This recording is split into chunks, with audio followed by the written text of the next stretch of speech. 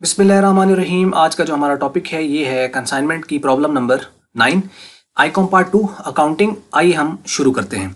बात कर रहे हैं कि ऑन द 1 जुलाई mister M in Sialkot consign to mister R in Swat goods to the value of ₹60,000। Mister M जो है इसने कंसाइन किया है मिस्टर आर को, तो mister M consignor mister R consignee चीजें उसने 60,000 की कंसाइन कर दी हैं। तो जब 60,000 की चीजें कंसाइन की तो कंसाइनमेंट की वैल्यू मिल गई हमें। कॉस्ट एंट्री आपको मालूम है, consignment to goods sent on consignment account. तो यानी जब हम कंसाइनमेंट अकाउंट बनाएंगे तो गुड्स सेंट ऑन कंसाइनमेंट के रेफरेंस से कंसाइनमेंट की डेबिट साइड पे आ जाएगी ये रकम।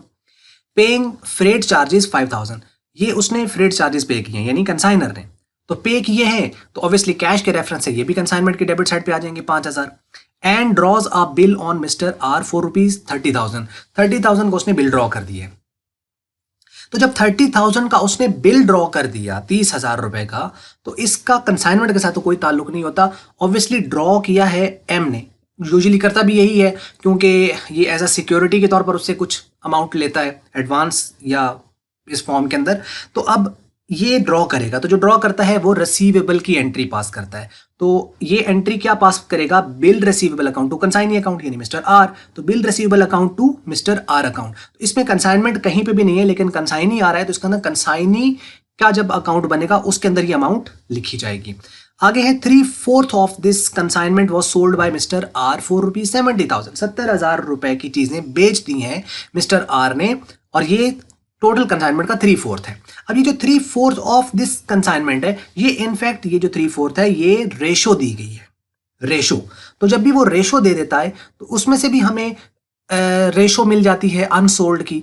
जैसे देखो 3/4 उसने चीजें बेच दी हैं, इसका मतलब क्या है कि अगर उसने 3/4 बेच दी तो इसका मतलब 1/4 अनसोल्ड है अभी, क्योंकि जो नीचे अमाउंट होती है वो टोटल है तो रेशो की फॉर्म में। इनफैक्ट ये टोटल यूनिट उसके पास 4 नहीं थे, 4 की रेशो थी, यानी अगर 4 होते तो उसमें से 3 बिक गए। अब उसके पास जितने भी यूनिट है उसका इतने पोर्शन बिक गया, तो ये 75% बनता है इनफैक्ट।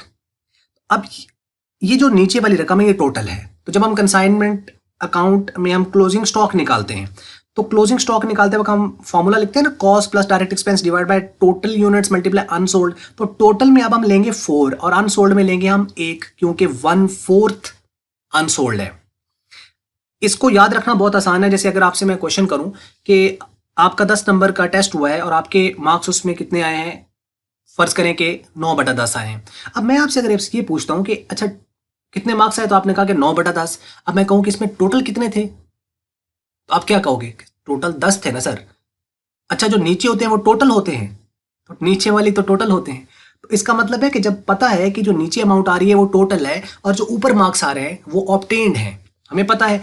बिल्कुल सेम चीज है, 3/4 मतलब टोटल 4 और उसमें से 3 तो बिक गए, हमें अनसोल्ड चाहिए। इसका मतलब 1/4 यानी 4 में से 3 बिक गए, तो 4 में से 1 अभी अनसोल्ड है। क्लियर हो गया होगा। अब 70,000 की उसने बेच दी है तो ये कंसाइनमेंट की क्रेडिट साइड पे चला जाएगा क्योंकि सेल है। तो उसके बाद जो है वो बात करता है कि एक्सपेंसेस 6,000 के इंकर्ड हुए हैं। ये एक्सपेंसेस कंसाइनी के हैं 6,000 रुपए के, और mister R is also entitled to a commission 6% on sales. ये कंसाइनी के एक्सपेंस है क्योंकि उसने सेल कर दी, उसके साथ 6,000 के एक्सपेंस हो गए उसके। तो कंसाइनी के एक्सपेंस इनडायरेक्ट होते हैं, कंसाइनर के डायरेक्ट होते हैं।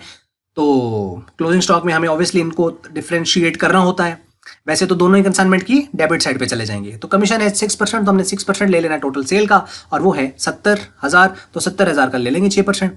तो कमीशन है तो वो भी कंसाइनमेंट अकाउंट की डेबिट साइड पे जाएगा। Mister R remitted to mister M the net amount held for his account by means of sight draft, यानी उसके पास जो नेट अमाउंट बन रही थी, बाकी जो बैलेंस था उसके पास, यानी अपने एक्सपेंस वगैरह लेस करने के बाद 70,000 उसे लेना था ना, तो 70,000 में से अपने वो खर्चे निकाल लेगा, अपना कमीशन निकाल लेगा, एडवांस वगैरह कोई अगर कोई है जैसे बिल है तो ये वो लेस करके बाकी जो बैलेंस बचा होगा वो कहता है कि उसने रिमिट कर दिया, यानी पेमेंट कर दी है मिस्टर एम को bye means of sight draft, यानी बैंक ड्राफ्ट के जरिए। और बैंक ड्राफ्ट साइड ड्राफ्ट है, मतलब ऑन द प्रेजेंटेशन उसको पैसे मिल जाएंगे।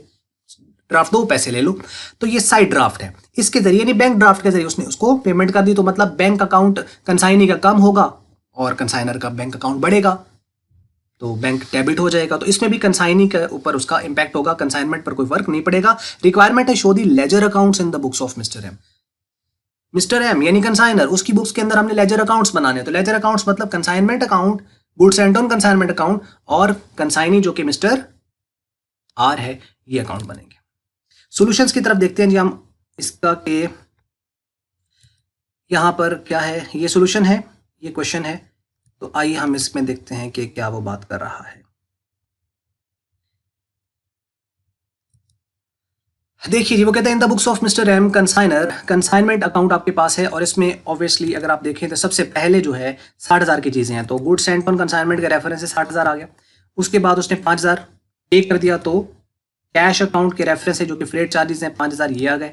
उसके बाद बिल है, इसका कंसाइनमेंट पर कोई फर्क नहीं है, लेकिन ये बात आपने याद रखनी है कि जो बिल वाली है ये कंसाइनी के अकाउंट यानी मिस्टर आर के अकाउंट में एडजस्ट होगी। इसको आपने वहां पे अंडरलाइन कर लो या कुछ भी आप उसको जो हाईलाइट करते हो उस तरह कर लो। पेपर के पास जब आपके पास आना है तो उसके अकॉर्डिंगली आपने इसको करते जाना है, सो दैट आपको याद रहे कि अच्छा इसको भी एडजस्ट करना है। तो जो होता जा रहा है सीक्वेंस में चलते जाए। 3/4 उसने बेच दी हैं, तो सेल है तो कंसाइनमेंट की क्रेडिट साइड पे आ जाएगा। मिस्टर आर से चूंकि पैसे लेने हैं तो मिस्टर आर अकाउंट आएगा, सेल्स 70,000 ये आ जाएगी। उसके बाद उसके एक्सपेंस हुए तो कंसाइनमेंट की डेबिट साइड पे जाएंगे 6,000, ये 6,000 आ जाएंगे इस तरफ, और मिस्टर आर जो कि एक्सपेंस है इसका रेफरेंस आ जाएगा यहाँ पे। उसके बाद नेक्स्ट वो बात करता है उसका कमीशन है 6%, तो 6% जो कमीशन है वो 4200 बना। ये भी ऑब्वियसली मिस्टर आर जो है कंसाइनमेंट मिस्टर आर हुई होगी तो मिस्टर आर का रेफरेंस आएगा, और ब्रैकेट में हम लिख देंगे कमीशन की, उसका कमीशन है 4,200। कैसे आया है ये नीचे कंप्यूट हुआ है। Commission is equal to 70,000 multiply 6%। 6% का मतलब है 6/100। तो जब हम इसको मल्टीप्लाई करेंगे इसको तो ये बनेगा 4,200। ये जो 4,200 है ये वो रकम है, तो ये आ गई यहाँ पर। उसके बाद हमें निकालना होता है क्लोजिंग स्टॉक, ये है 16,250 कंसाइनमेंट स्टॉक का रेफरेंस, दोनों का टोटल डिफरेंस, तो इसकी क्रेडिट साइड ज्यादा है तो ये आपका बैलेंस कैरी डाउन आ जाएगा 11,050 रुपए। ये है प्रॉफिट ऑन कंसाइनमेंट। यहाँ पे अगर देखो तो कंसाइनमेंट स्टॉक इसकी कैसे वैल्यू निकालते हैं, कॉस्ट, टोटल कॉस्ट, जो भी जितने भी यूनिट सेंड किए गए तो उसकी टोटल कॉस्ट, और उसके बाद उसमें डायरेक्ट एक्सपेंस ऐड करने हैं, टोटल यूनिट्स पे डिवाइड कर देना है और अनसोल्ड से मल्टीप्लाई कर देना है। अभी मैं क्वेश्चन में आपको बता रहा था ना कि 3/4 उसकी बिक गए हैं तो 1/4 अनसोल्ड है, समझ लगी होगी। तो फोर्थ जो है यानी 4 जो है वो रेशो के मुताबिक टोटल है, तो हम 4 पे करेंगे डिवाइड, दोनों को ऐड करके 4 पे डिवाइड कर देंगे, और चूंकि अनसोल्ड 1 बन रहा है तो मल्टीप्लाई 1 से करेंगे। इससे करो ना करो एक ही बात है, लेकिन इट्स बेटर कि आप उसको लिखो सो दैट कि आपको प्रॉपर्ली समझ आ जाए। अब इसको आप करोगे तो 16,250 रुपए आ जाएंगे। ये 16,250 जो है ये कंसाइनमेंट स्टॉक है, और ये कंसाइनमेंट की क्रेडिट साइड पर आता है। यूजुअली आमतौर पर कंसाइनमेंट अकाउंट की क्रेडिट साइड पे यही आइटम होते हैं। हाँ, जब एबनॉर्मल लॉस वगैरह जब वो आएंगे तो वो ऑब्वियसली इसके साथ लिखे जाते हैं, लेकिन आमतौर पर यही 2 आइटम इसके साथ चल रहे होते हैं। तो यहां तक लगी समझ। तो ये कहां से आया है, इसका टोटल बना 86,250। 86,250 में से ये सारे आइटम 4,200, 6,000, 5,000, 60,000 माइनस कर दो तो 11,050 रुपए आ जाएगा। चूंकि क्रेडिट साइड ज्यादा है तो ये प्रॉफिट कहलाएगा। तो कंसाइनमेंट अकाउंट समझ लग गया होगा। गुड्स एंड ऑन कंसाइनमेंट में कोई ऐसा है नहीं, इसके अंदर कंसाइनमेंट का रेफरेंस से 60,000 और ट्रेडिंग अकाउंट के रेफरेंस से ये खत्म हो जाती है यहाँ पे। तो दोनों साइड पे डबल लाइन। पिछली सारी प्रॉब्लम्स में आपने इसको देखा है। तो आगे है मेन मिस्टर आर अकाउंट। अब मिस्टर आर अकाउंट से इनफैक्ट हमने 70,000 लेने, और इस 70,000 में से जो जो उसके खर्चे हुए वो बस माइनस करके बाकी जो बैलेंस बचेगा वो या उसने सेंड कर दिया होगा या हमने उसे लेना होगा। सिंपल, यही इसका कंसाइनी का अकाउंट बनता है, क्योंकि इनफैक्ट कंसाइनी हमारा डेटर होता है, क्योंकि इसने सेल की है और वो सेल का पैसा हमने इससे लेना है। तो डेटर है तो डेबिट साइड पे आ जाएगा। वैसे भी इसकी जब सेल हुई थी तो R account to consignment account आपको याद होगा, एंट्री है R account to consignment account की, आर से पैसे लेने हैं, कंसाइनमेंट की क्रेडिट साइड पे सेल होती है। तो ये सेल्स आ गई 70,000 की उसने बेची, तो ये आ गया 70,000। अब जो जो एक्सपेंस है उसके इस तरफ आ जाएंगे। इसने एक्सपेंस जो किए हुए हैं उसमें इसने 6,000 तो एक खर्चे कर दिए, तो कंसाइनमेंट अकाउंट क्योंकि एंट्री होती है consignment account to R account, ठीक है, यानी कंसाइनर के पास। तो कंसाइनमेंट का रेफरेंस आएगा, ये एक्सपेंस है कंसाइनी के 6,000 की, ये एक तो वो 6,000 ये अपने डिडक्ट करेगा, अपना कमीशन डिडक्ट करेगा, वो भी consignment account to R account है। तो यानी कंसाइन की क्रेडिट साइड पे आएंगे, रेफरेंस कंसाइनमेंट का आएगा, कमीशन और 4200 कैसे आया ये हमने अभी ऊपर कंप्यूट किया था। और बिल रिसीवेबल के पैसे भी उसने काट लेने, क्योंकि ये भी उसने एडवांस दिया हुआ था, जो कि इनफैक्ट ये मैं कह रहा था कि आप अंडरलाइन कर लेना, 30,000 रुपए, ये 30,000 इस तरफ आ जाएंगे। बिल रिसीवेबल अकाउंट 30,000, और अब आप इस 70,000 में से ये तीनों वैल्यूज को माइनस करते हैं तो बैंक अकाउंट आपका बैलेंसिंग फिगर 29,800 ये आ जाएगा। दोनों साइड 70,000 पे क्लोज हो जाएंगी और अकाउंट आपका यहाँ पे खत्म हो जाएगा। तो इनफैक्ट ये बैंक अकाउंट क्यों दिया है, यहाँ पे बैलेंस कैरी डाउन क्यों नहीं लिखा, इसलिए क्योंकि उसने कहा है यहाँ पर कि mister R remitted to mister M the net amount held for his account by means of sight draft. तो यानी उसने साइड ड्राफ्ट के जरिए सेंड कर दिया है। तो इसका मतलब क्या हुआ, एंट्री क्या हुई होगी, आर अकाउंट क्रेडिट और बैंक बैलेंस मिला होगा कंसाइनर को। तो ये बैंक टू मिस्टर आर, तो मिस्टर आर की क्रेडिट हेड लिखेंगे और रेफरेंस बैंक आएगा।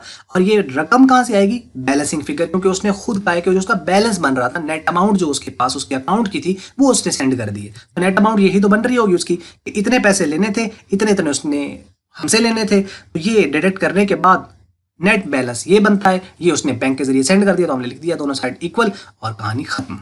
तो ये लगी समझ यहाँ तक। बाकी अभी आपका कोई क्वेश्चन इस हवाले से हो तो आप उसको लिख सकते हैं कमेंट्स के अंदर। बाकी अगर आपको मल्टीपीडिया की वीडियो अच्छी लगी उसको आप लाइक कर लें, शेयर कर लें दूसरों के साथ। अगर आपको अच्छी नहीं लगी उसको आप कहते हैं डिसलाइक, और वीडियो देखने का शुक्रिया।